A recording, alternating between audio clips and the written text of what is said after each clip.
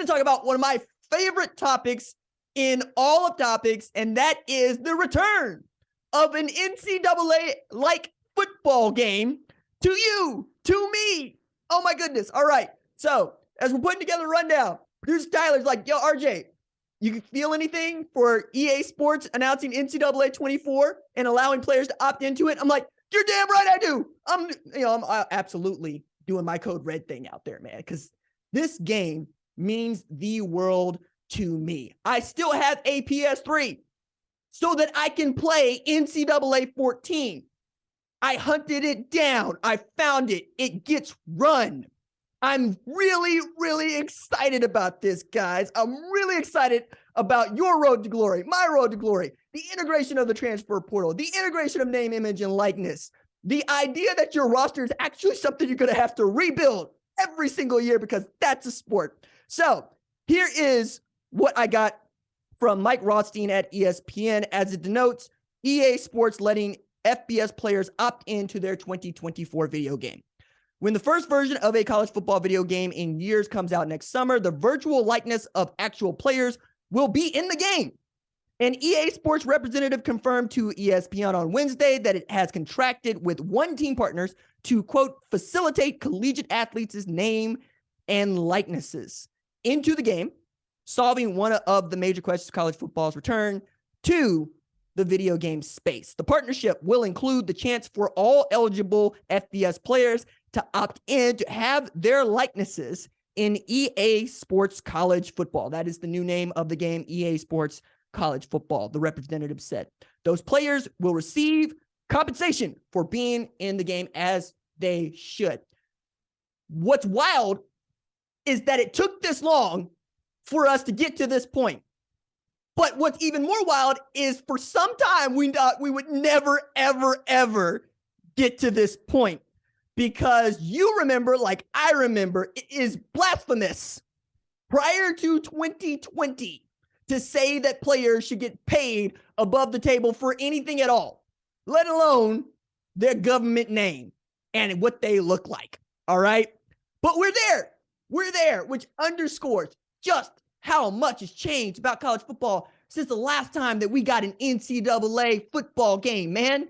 Like, comes out 2013 last time. Denard Robinson is on the cover of NCAA 14 and has made it the guiding light for everything we know about football games because it's the last one. Not because Denard Robinson was anything other than shoelace, but like the idea of Denard Robinson's legacy being he was on the jewel box.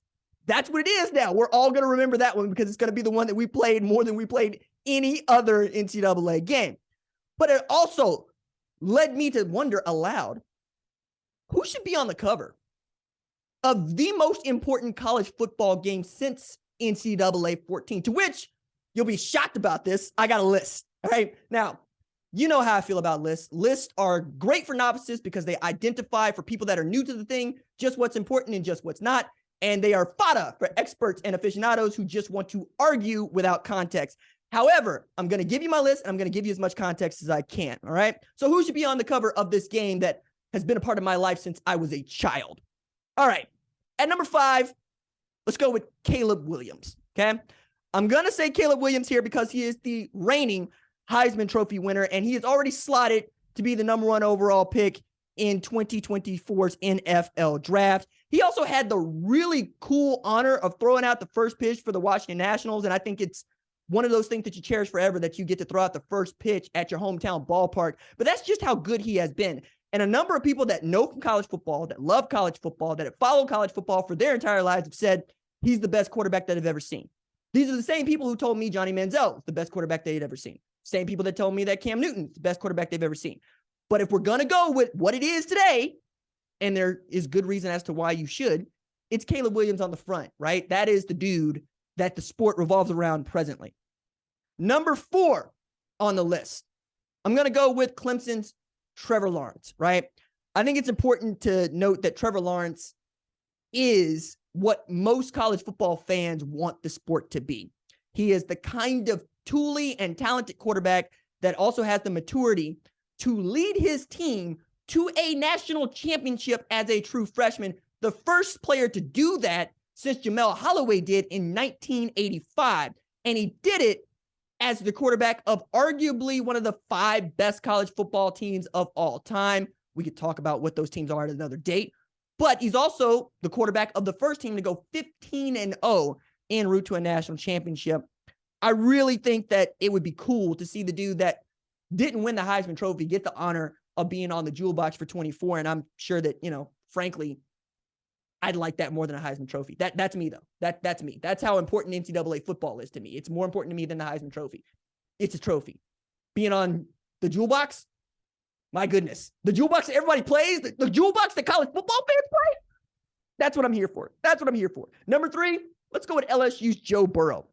He was not the best player on the best team LSU has ever fielded, but he was the one with the most swagger, the most confidence, the get down to lead LSU to an undefeated crown en route to joining Clemson as one of the best teams the sport has seen in its 150 years and 2 centuries of playing. I mean, you can't talk about 2019 LSU without Joe Burrow, and a knock against him is that there were dudes at every skill position, right? We talk about them a little bit on Wednesday's episode where RJ has a hard time saying propinquity. Still can't quite get propinquity. This is going to be a running joke on the show now. I'm just letting everybody know that. But 5,000 plus yards passing, 60 TDs, 6 INTs in an undefeated year for a national championship. I don't think we're ever going to see another player do that. But if we do, we will all say, I saw Joe Burrow do it first.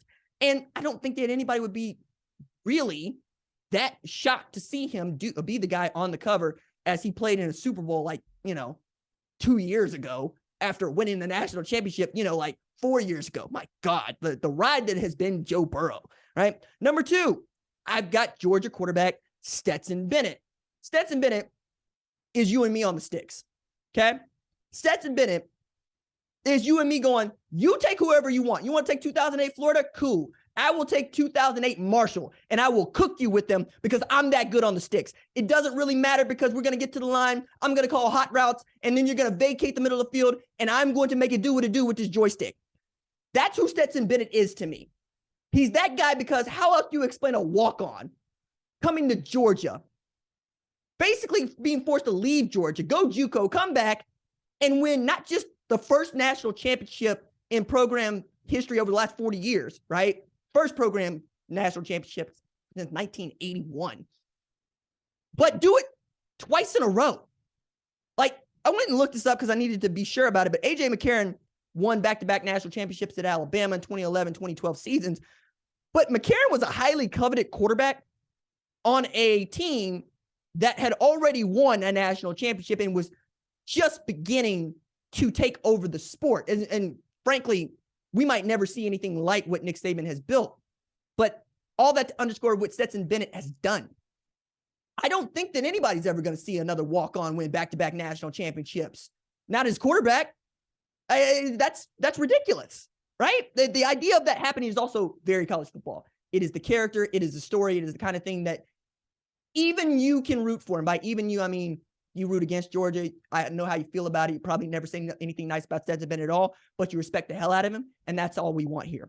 Okay, number 1 on the list, not a player, but the most important individual in the history of the sport, and that's Nick Saban. I get that this one is kind of interesting, but producer Tyler on the show call made the observation, the idea of Nick Saban on a jewel box cover with his smug look and his folded arms being this thing that inspires such joy for college football fans is one that he smiles about, that I smile about, because that's what it is. It would be a septuagenarian on the cover of this jewel box about playing college football.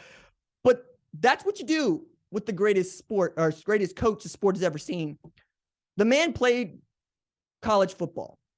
The man then went on to change the way it is coached, it is recruited, it is funded, it is evaluated. Through it all, by the way, realignment, name, image, and likeness, transfer portal, immediate eligibility upon transferring, the BCS, the college football playoff. The dude from Fairmont, West Virginia, has bent the sport to his inconquerable will. He is the man who taught Kirby Smart how to build national championship teams at Georgia. He has 7 national championships, all right? That's more than Bear Bryant, Newt Rockne, John McKay, Woody Hayes, Bobby Bowden, Joe Paterno, Tom Osborne, and Texas. Let's put Nick Saban on the cover.